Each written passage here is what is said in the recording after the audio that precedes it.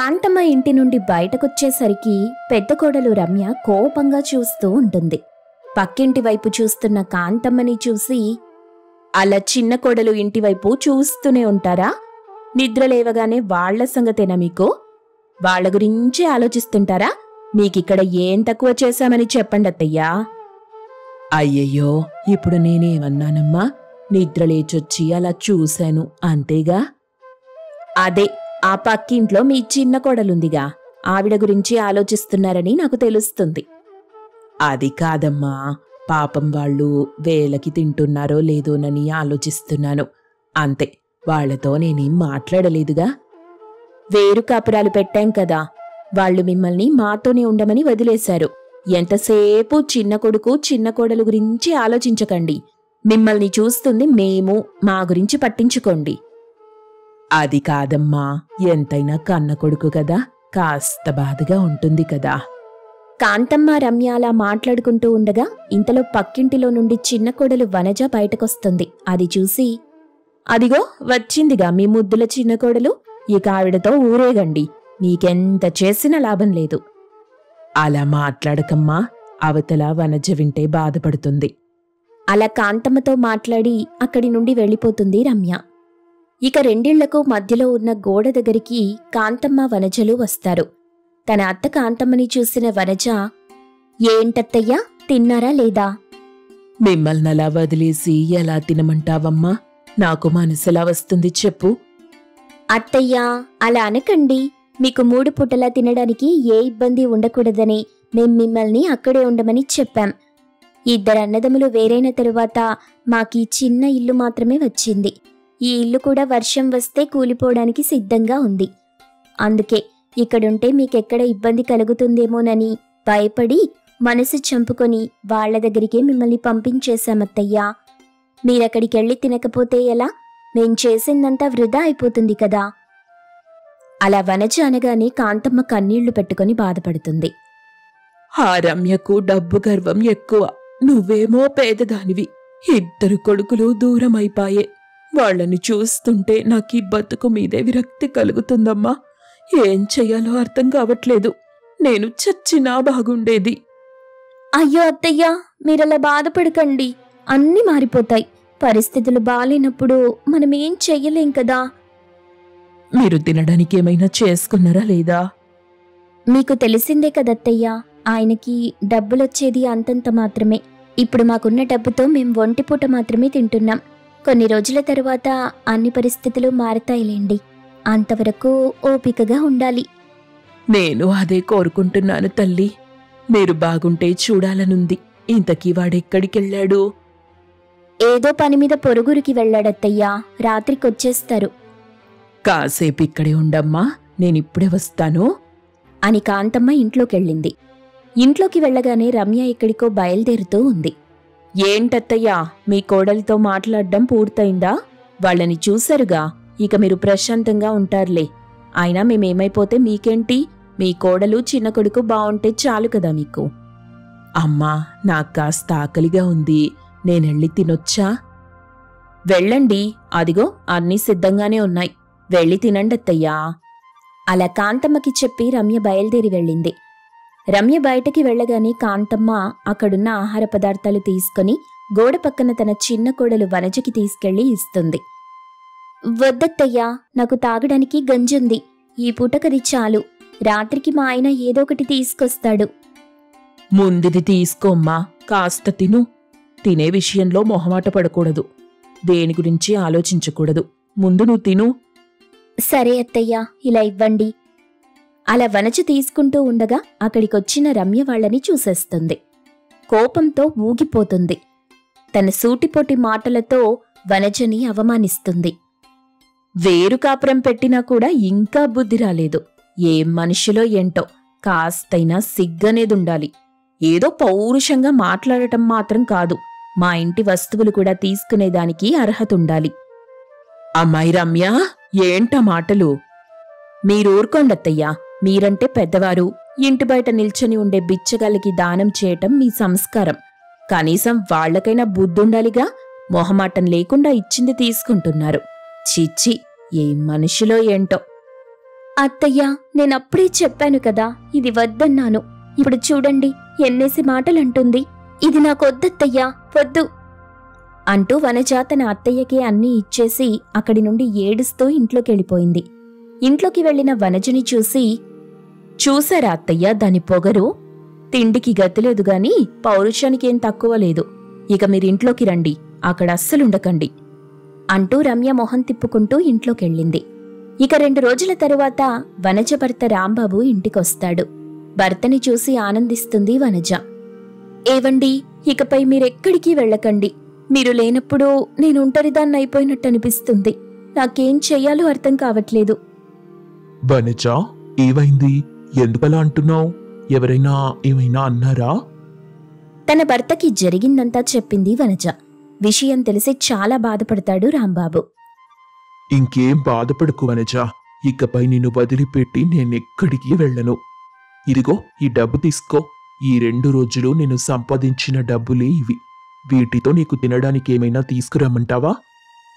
వద్దండి, ఇప్పుడు తినడానికి వీటిని ఖర్చు చేస్తే మళ్ళీ 2 రోజుల తరువాత పస్తులుండాలి. వీటితో నేను కూరగాయలు పండిస్తాను. దానికోసం కావలసిన విత్తనాలు తీసుకురండి. అలాగే వనజ. ఇంతకీ కూరగాయలు ఎక్కడ పండించాలనుకుంటున్నావు? ఇదిగో మనింటి ప్రాంగణంలోనే పండిస్తాను. ఈ చిన్న ప్రదేశం చాలు నాకు. ఈ కొద్ది భాగంలోనే చాలా కూరగాయలు పండించాలనుకుంటున్నాను. సరే వనజ, అలాగే. అలా రాంబాబు తన భార్య చెప్పినట్టుగానే తన వద్ద ఉన్న డబ్బుతో కూరగాయలు పండించడానికి కావలసిన విత్తనాలు తీసుకొస్తాడు. వాటితో వనజ ఇంటి వద్దే భూమిని దున్ని విత్తనాలు చల్లింది. అది చూసి పక్కింట్లో ఉన్న రమ్య, ఇదిగో అత్తయ్యా, చూడండి, రండి, మనింటి పక్కన చెత్త కుప్పలు వేస్తున్నారు. ఏంటో ఈ కంపు, అస్సలు భరించలేకపోతున్నానత్తయ్యా. రమ్య మాటలకి వనజ చాలా బాధపడుతుంది. ఇక రాంబాబు తన భార్యని ఓదారుస్తాడు. అప్పుడే గోడ దగ్గరికొచ్చిన కాంతమ్మ వనజ చేస్తున్న పని చూసి సంతోషిస్తుంది. అమ్మా వనజ, నాకు చాలా సంతోషంగా ఉంది. ఏం చేసినా ఏది చేసినా ఆలోచించి చెయ్యండి. మన పరిస్థితులు బాగోలేవు. అమ్మా, నువ్వేం కంగారు పడకే. వనజ అన్నీ ఆలోచించే చేస్తుంది. అత్తయ్య, ఇంకొన్ని రోజులే మీరక్కడుంటారు. తర్వాత ఇక్కడికొచ్చేయండి. మేం సంపాదించిన తరువాత మిమ్మల్ని బాగా చూసుకుంటాం. వనజ అలా అంటుంటే ఇంట్లో నుండి ఆ మాటలు విన్న రమ్య అక్కడికి కోపంగా వస్తుంది. వచ్చి రాగానే, అంటే ఏంటత్తయ్యా? మిమ్మల్ని ఇక్కడ పీక్కు తింటున్నామా మేము దయ్యాల్లాగా కనిపిస్తున్నామా? ఆ మాట ఎలా అంది తను? చూస్తున్నాను కదా అని ఊరుకుంటుంటే ఇష్టం వచ్చినట్టు మాట్లాడుతుంది. అమ్మ రమ్య, అలా అరవకమ్మా. అందరూ మనల్నే చూస్తున్నారు. కొందరు మనల్ని చూసి నవ్వుకుంటున్నారు కూడా. ఇంటి పరువు వీధిలోకి లాగకండి. ఏదైనా ఉంటే ఇంట్లో మాట్లాడుకుందాం, ఇక్కడ కాదు. వామ్మో, అంత నోరేసుకుని అలా అరుస్తున్నారేంటత్తయ్యా? అవునులే, మీ ముద్దుల చిన్న కోడల్ని ఏదైనా అంటే మీకు నచ్చదు కదా. అలా రమ్య కోపంగా బయటికి వెళ్ళిపోయింది. ఇక వనజ మాత్రం అవేం పట్టించుకోకుండా తన పనేదో తను చేసుకుంటూ ఉంది. కొన్ని రోజులలా గడుస్తాయి. కూరగాయలు పండించటం మొదలెడుతుంది. చూస్తుండగానే కొన్ని రోజుల్లో తాజా తాజా కూరగాయలు అమ్మటం ప్రారంభిస్తుంది. ఇదిగో వనజ, అందరూ మనం పండించే తాజా కూరగాయల గురించే మాట్లాడుకుంటున్నారు. ఇదంతా నీ వల్లే. ఏవండి, ఇకపై మనం కూరగాయలమ్మే డబ్బులు పొదుపు చేస్తూనే ఇంటికి అవసరమైనవి తెచ్చుకోవాలి. మనకంటూ ఒక పొలం ఉండాలి. వాటిలో ఇంకా చాలా రకాల కూరగాయలు పండించొచ్చు. అలాగే వనజ, అలాగే చేద్దాం. అలా వనజ రాంబాబు కష్టపడి కూరగాయలు పండిస్తారు. వాటిని అమ్ముతూ వచ్చిన డబ్బులు పొదుపు చేస్తారు. అలా పొదుపు చేయగా వచ్చిన డబ్బుతో కొన్నాళ్లకు పొలం కొంటారు. పొలంలో ఇంకా ఎక్కువ కూరగాయలు పండించటం మొదలెడతారు. ఇక మరోవైపు పక్కింటి రమ్యకు యాక్సిడెంట్ జరిగింది. ఆపరేషన్ చేయడానికి డబ్బులు కూడా ఉండవు. అలాంటి పరిస్థితుల్లో రమ్య దగ్గరికి వనజ వెళ్తుంది. అక్కా, నిన్నీ పరిస్థితిలో చూస్తుంటే చాలా బాధగా ఉంది. నీ ఆపరేషన్ కోసం డబ్బేర్పాటు చేశాను. నీకిష్టమైతేనే నేను వాటిని నీకు ఖర్చు పెడతాను. అమ్మా వనజ, నేను నిన్ను ఇన్నేసి మాటలంటుంటే నువ్వు మాత్రం నాకు సాయం చేస్తున్నావా? నిజంగా నీది చాలా గొప్ప మనసు. ఇంతకీ మీకు డబ్బెక్కడిది? నీ వ్యాపారం ఇప్పుడిప్పుడే మెరుగుపడుతుందిగా. మేం పొదుపు చేసిన డబ్బుతో పొలం కొన్నాం కదా, ఇప్పుడు ఆ పొలాన్ని అమ్మేశామక్కా. అయ్యో, నాకోసం ఆ పొలం అమ్మేశారా? ఎంత పని చేశారమ్మా! ఆ డబ్బు మీ దగ్గరే ఉంటే ఇంకా ఎక్కువ సంపాదించేవాళ్ళు కదా. అక్క, ఈ లోకంలో ఏదీ శాశ్వతం కాదు. ఆ పొలాన్ని మళ్ళీ సంపాదించుకోవచ్చు, కానీ మనుషుల్ని మళ్ళీ సంపాదించుకోలేం కదా.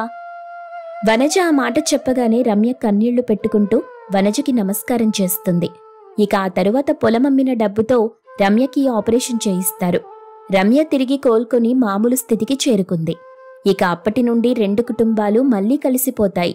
అది చూసిన కాంతమ్మ చాలా సంతోషిస్తుంది. నాకిప్పుడు చాలా సంతోషంగా ఉందమ్మా, సంతోషంగా ఉంది. నేను చెప్పాను కదా అత్తయ్య, కొత్త నీరు వచ్చి పాత నీరు కొట్టుకుపోయినట్టుగా మన కుటుంబంలో అన్ని ద్వేషాలు తొలగిపోయి మళ్ళీ మనం కలుస్తామని నాకు తెలుసు. చేసిన తప్పులు చెయ్యకుండా ఇకపై మన సమస్యలు పరిష్కరించుకుంటూ సంతోషంగా ఉందాం. ఇన్నాళ్ళు నేను డబ్బు గర్వంతో మిమ్మల్ని అవమానించాను. ఇకపై అలా అస్సలు చెయ్యను. జీవితమేంటో నాకిప్పుడిప్పుడే అర్థమవుతుంది. ముఖ్యంగా వనజని చాలా బాధపెట్టాను. క్షమించు వనజా. అయ్యో అక్క, మనలో మనకి క్షమాపణలెందుకు? ఇకపై అందరం కలిసుందాం, సంతోషంగా ఉందాం. అలా కోడళ్ళిద్దరూ కలిసిమెలిసి సంతోషంగా ఉంటారు. వాళ్ళని చూసి కాంతమ్మ ఆనందిస్తుంది.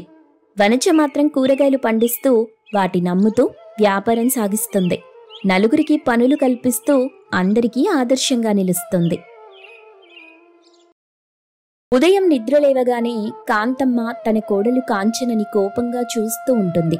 కాంచన ఇంటి పనుల్లో మునిగిపోతుంది. తన అత్తను పట్టించుకోదు. ఇంతలో కాంతమ్మ, ఇందాకటి నుండి చూస్తున్నాను, ఏంటో నీ వాలకం నాకస్సలు నచ్చట్లేదు. నన్ను పట్టించుకుంటున్నావా లేదా? లేకుంటే ఈ ఇంటికి భారమైపోయానని అనుకుంటున్నావా? ఏమైందత్తయ్యా? మీకేం కావాలో చెప్పండి. ఏం కావాలో తెలీదా నీకు? నిద్రలేవగానే టీ తీసుకొచ్చివ్వాలని తెలీదా? అలా చూస్తున్నావేంటి? ఏదో తెలియనట్టు మాట్లాడుతున్నావు. అది కాదత్తయ్యా, ఇంట్లో పాలైపోయాయి. ఆయన తీసుకురావడానికి వెళ్లారు. ఈ పాటికి వచ్చేస్తుంటారు. కాసేపు ఉండండత్తయ్యా. ఏంటేంటి? పాలైపోయాయా? ఇదొక సాక? నీకు ఒళ్ళు బరువై అలా చెప్తున్నావని నాకు తెలుసులే. అలా కాంతమ్మ, కాంచన మాట్లాడుకుంటూ ఉండగా రాంబాబు తన చెల్లి రమ్యతో పాటు ఇంటికొస్తాడు. తన కూతురు రమ్యని చూసి కాంతమ్మ చాలా సంతోషిస్తుంది. రాంబాబు మాత్రం బాధపడుతుంటాడు. ఏంట్రా అలా ఉన్నావేంటి? అమ్మా రమ్య, బావున్నావా అమ్మా? మొహమేంటి అలా అయిపోయింది? అదంతా తర్వాత చెప్తాంలేమ్మా. అన్నీ ఇంటి బయటే అడగాల నన్ను. ఇంట్లోకి కూడా రమ్మని చెప్పవా? రామ్మారా, ఇంట్లోకి వెళ్దాం అంటూ కాంతమ్మ తన కూతురు రమ్యని తీసుకుని ఇంట్లోకి వెళ్తుంది. ఇంట్లోకి వెళ్లిన తరువాత రమ్య ఏడుస్తుంది. కాంతమ్మ తన కూతుర్ని ఓదారుస్తుంది. ఏమైంది తల్లి? ఎందుకలా ఏడుస్తున్నావు? మీ అత్తగారింట్లో నిన్నేమైనా అన్నారా? చెప్పమ్మా. అమ్మా, మా అత్త నన్ను హింసిస్తుంది. నేను ఆ ఇంట్లో ఒక్క క్షణం కూడా ఉండను. ఇక్కడే ఉండిపోతాను. అలా అనద్దమ్మా. పెళ్లైన తరువాత ఏ ఆడదానికైనా అత్తారిల్లే దిక్కు. పుట్టింటి నుండి ఏం ఆశించకూడదు. ఏంటమ్మా నువ్వు? నా బాధ నీకు అర్థం కాదా? సరే, ఇప్పుడింకేం ఆలోచించకు. కొన్ని రోజుల పాటు ఇక్కడే ఉండి విశ్రాంతి తీసుకో. నీ మొగుడు ఇక్కడికొచ్చేంత వరకు నువ్వు నీ అత్తారింటికెళ్లకు. వాళ్లే నీ కాళ్ల దగ్గరికి రావాలి. అలా వచ్చేంత వరకు నువ్వెళ్లకూడదు. అలా కాంతమ్మ అనడంతో రమ్య సంతోషిస్తుంది. కాంతమ్మ రమ్యలు అలా మాట్లాడుకుంటూ ఉండగా ఇంటి బయట రాంబాబు, కాంచన మాట్లాడుకుంటుంటారు. ఏంటంట, మీ చెల్లి అలా ఉందేంటి? తెలిసిందే కదా, అదెప్పుడు అంతే. గొడవ పడొచ్చేయడం దానికి మామూలే కదా. నువ్వు దాని గురించి పాటించుకోకు. ఇంతకీ మీరు పాలు తీసుకొచ్చారా లేదా? అవతల అత్తయ్య నన్ను తిడుతుంది. ఆవిడికి నిద్రలిచ్చిన వెంటనే టీ తీసుకొచ్చివ్వాలి కదా. అయితే ఈ పూటకు లేదని చెప్పు. అక్కడ పాలు తీసుకురావడానికి నా దగ్గర డబ్బులు లేవు. నేనే వెళ్లి అమ్మతో ఆ విషయం చెప్తానుండు అంటూ రాంబాబు ఇంట్లోకి వెళ్తాడు. రాంబాబుతో పాటు కాంచన కూడా వెళ్తుంది. ఇద్దరూ వెళ్లి చూసేసరికి రమ్య ఏడుస్తూ కనిపిస్తుంది. ఇక కాంచనని చూసి రమ్య కళ్ళు తుడుచుకుంది. మేం మాట్లాడుకుంటూ ఉంటే అలా వచ్చేయడమేనా? కాస్తాగి రావాలని తెలీదా? అయినా మా మాటలు వినేసి ఏం చేద్దామని చూస్తున్నావు? అలా నంగనాచిలా నిలబడటం కాదు. వెళ్ళి నీ పనేదో నువ్వు చూసుకోపో. అది కాదత్తయ్యా, ఆయనతో పాటు వచ్చాను. వాడు నా అన్నయ్య కాబట్టి వచ్చాడు. వచ్చి నా బాధేంటో అడుగుతాడు. మేం మాట్లాడుకుంటాం. మా మాటలు వినేసి నువ్వు నన్ను ఏడిపించాలని చూడకొదినా? అరే ఆగండమ్మా. ఇదిగో కాంచన, నువ్వు వెళ్ళు. వంట పని చూడు, నేనొస్తాన్లే. అలా రాంబాబు తన భార్య కాంచనని పంపించేస్తాడు. ఇక కాంతమ్మ రమ్యలు మాట్లాడుకున్న తరువాత రాంబాబుకు వచ్చి చెప్తారు. వాళ్ల మాటలు విన్న రాంబాబు, చూడు రమ్య, నీ కాపురం నీ ఇష్టం. నేను చెప్పేది ఒకటే, ఎవరు ఎన్ని చెప్పినా చివరికి నువ్వు చేరుకోవాల్సింది నీ భర్త దగ్గరికే. అది మాత్రం గుర్తుపెట్టుకుంటే చాలు. ఇక ఇది నీ పుట్టిల్లు. ఇక్కడ నువ్వు ఎన్ని రోజులైనా ఉండొచ్చు. మేం నీకు అటు చెప్పం, కానీ నీ కాపురం చెడిపోతే మాత్రం బాధపడతాం. ఒరేయ్, అది ఇప్పుడే బాధతో కుమిలిపోతుంది. దాన్ని కాస్త ప్రశాంతంగా ఉండనివ్వు. అది కాదమ్మా, నేను చెప్పేదేంటంటే, అమ్మా, అన్నయ్యకు నేనిక్కడికి రావటం అస్సలిష్టం లేనట్టుంది. వదిన ఈపాటికే నాపై నూరిపోసుంటుంది.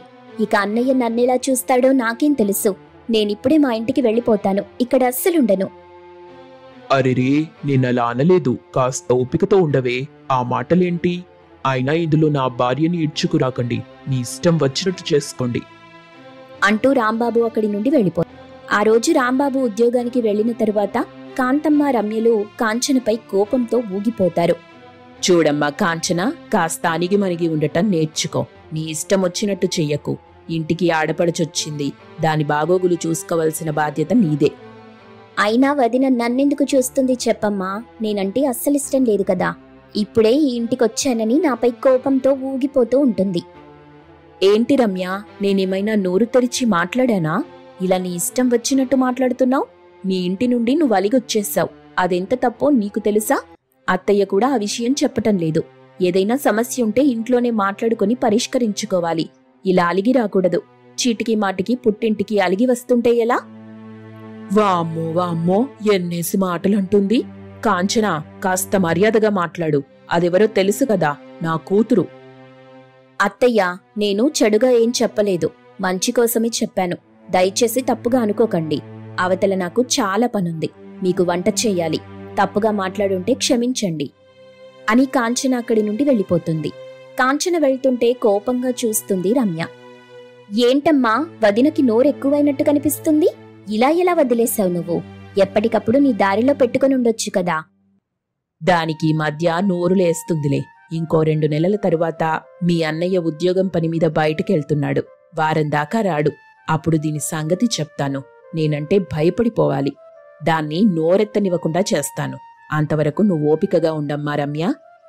అలా తన కూతురికి చెప్తుంది. ఇక 2 రోజుల తర్వాత రాంబాబు ఉద్యోగం పని మీద బయటకెళ్తాడు. తన భర్త వెళ్తుంటే కన్నీళ్లు పెట్టుకుంది కాంచన. అలా ఏడుస్తున్న కాంచనని చూసి, ఏడ్చింది చాలుగాని ముందెళ్ళి ఆ కొబ్బరి నూనె తీసుకొచ్చి నా తలకు రాయి. అమ్మా, నా కాళ్ళు పట్టేసినట్టనిపిస్తుందమ్మా. కాస్త తైలం రాసి పెట్టవా? ఒసై మొద్దు, మీ వదినుంది కదే, ఆ తైలం రాసి నీ నొప్పిని చిటికెలో మాయించేస్తుంది. ఏమ్మా కాంచనా, చేస్తావు కదా? నా కొంట్లో కాస్త బాలేదత్తయ్యా. కాసేపు పడుకొని తర్వాత ఇంటి పనులు చేద్దామనుకుంటున్నాను. వస్తాయమ్మా, వస్తాయి. నేనేదైనా పని చెప్పినప్పుడే నీకు ఒంట్లో నొప్పులన్నీ వస్తాయి. అమ్మా, పాపం వదిలేయమ్మా. వదినకు నిజంగానే ఒంట్లో బాలేనట్టుంది. కాసేపు విశ్రాంతి తీసుకోనివ్వు. మళ్ళీ రాత్రికి నువ్వేమేం పనులు చెప్తావో ఏంటో. అది నిజమే. సరే, విశ్రాంతి తీసుకో.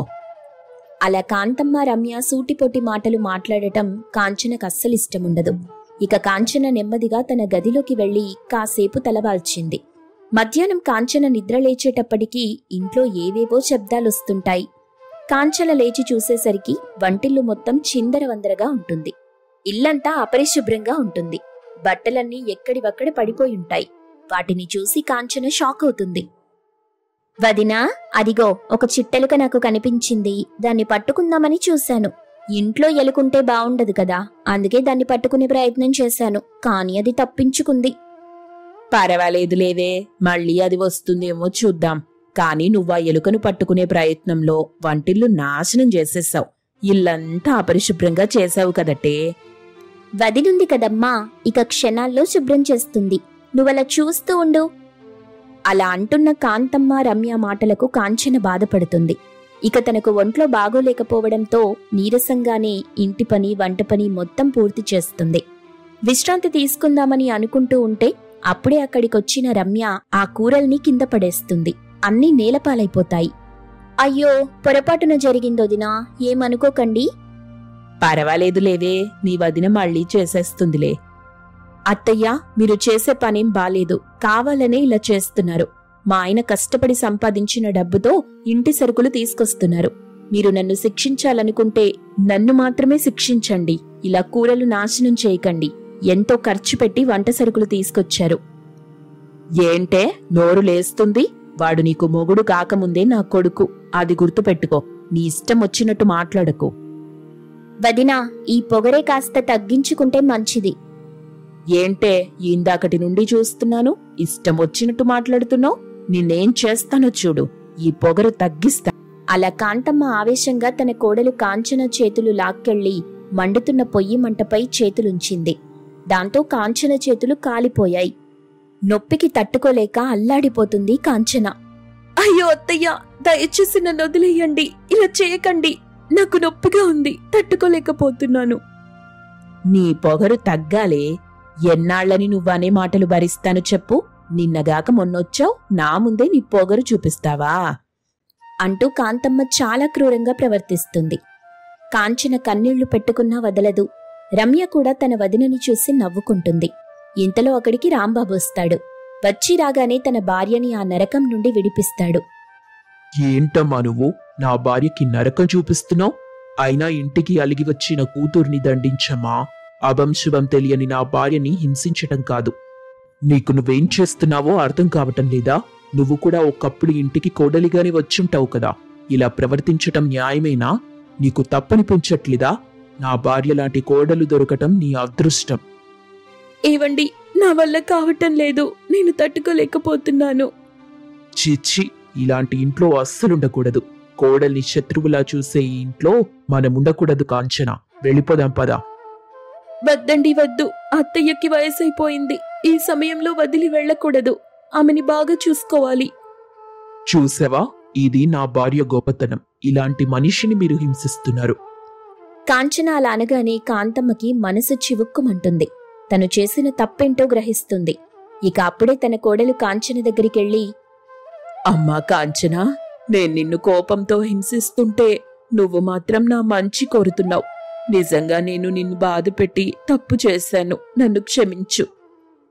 పర్వాలేదత్తయ్యా, మనమందరం రమ్య ఇంటికెళ్ళి ఏం జరిగిందో తెలుసుకొని సమస్య పరిష్కరిద్దాం. రమ్య జీవితాన్ని బాగు చేద్దాం అత్తయ్యా. అలా అనగానే రమ్య కూడా తన తప్పు తెలుసుకొని కాంచన కాళ్లపై పడింది. ఇక అందరూ కాంచన చేతికి కట్టుకట్టి బాగా చూసుకుంటారు. రమ్య కూడా తన అత్తారింటికి వెళ్తుంది. ఇక అప్పటి నుండి కాంతమ్మ తన కోడల్ని బాగా చూసుకుంటుంది. కాంచన తన కుటుంబంలో ఏ సమస్య రాకుండా చూసుకుంటూ సంతోషంగా బ్రతుకుతుంది.